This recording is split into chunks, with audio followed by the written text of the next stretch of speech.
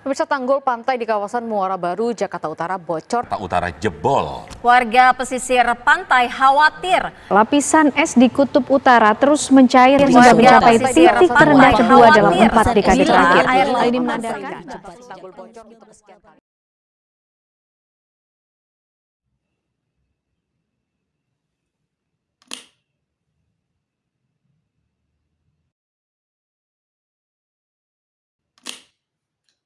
Halo semuanya, apakah kalian pernah mendengar tentang mencairnya es kutub dan naiknya permukaan air laut? Kali ini kita akan membahasnya di dalam video ini.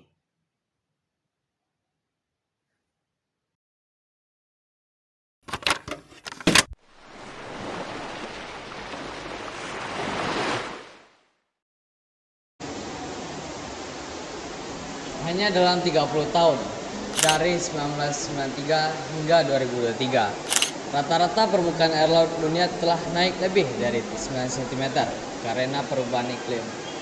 Sementara, rata-rata kenaikan permukaan air laut Indonesia mencapai 4 mm setiap tahunnya.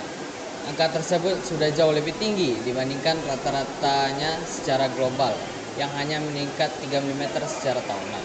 Kenaikan permukaan air laut Indonesia pun merupakan yang tertinggi keempat di dunia. Pada 19 Oktober 2022, peneliti Commonwealth Scientific and Industrial Research Organization mengungkap fakta lapisan es Denman di Antartika Timur mencair secara ekstrim. Berdasarkan pengamatan, lapisan es mencair dengan kecepatan 70,8 miliar ton per tahun.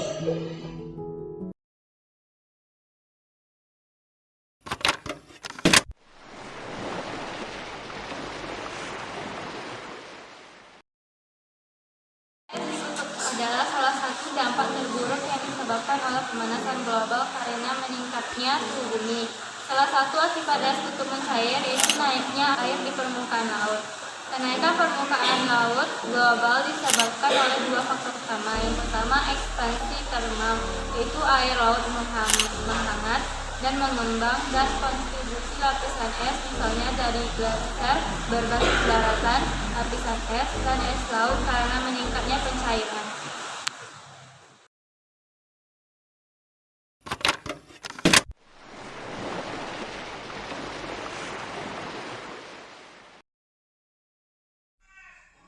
Satu, tidak berlebihan dalam menggunakan mesin pendingin seperti AC, freezer, dan lain-lain.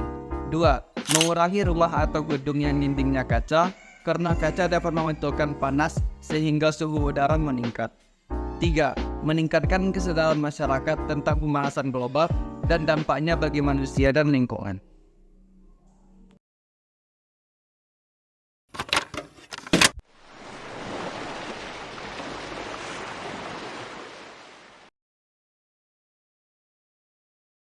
Hasil yang diharapkan dari upaya mengatasi naiknya permukaan air laut adalah satu, pengurangan emisi gas rumah kaca.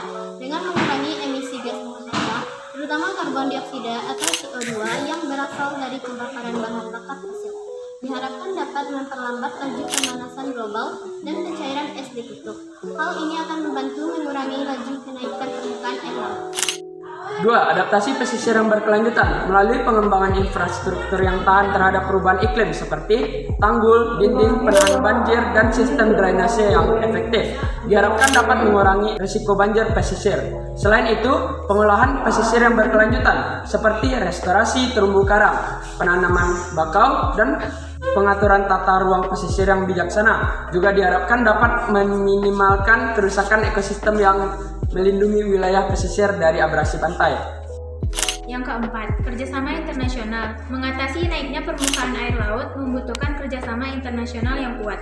Negara-negara perlu bekerja sama dalam mengadopsi kebijakan mitigasi dan adaptasi yang efektif, berbagi pengetahuan dan teknologi, serta memberikan dukungan finansial kepada negara-negara yang paling rentan terhadap dampak naiknya permukaan air laut.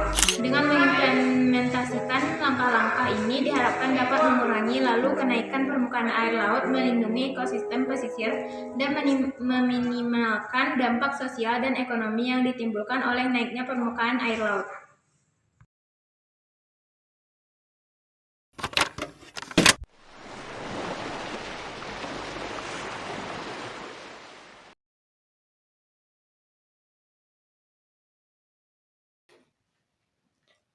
Cukup sekian pembahasan dari kami. Tunggu proyek kami selanjutnya. Bye.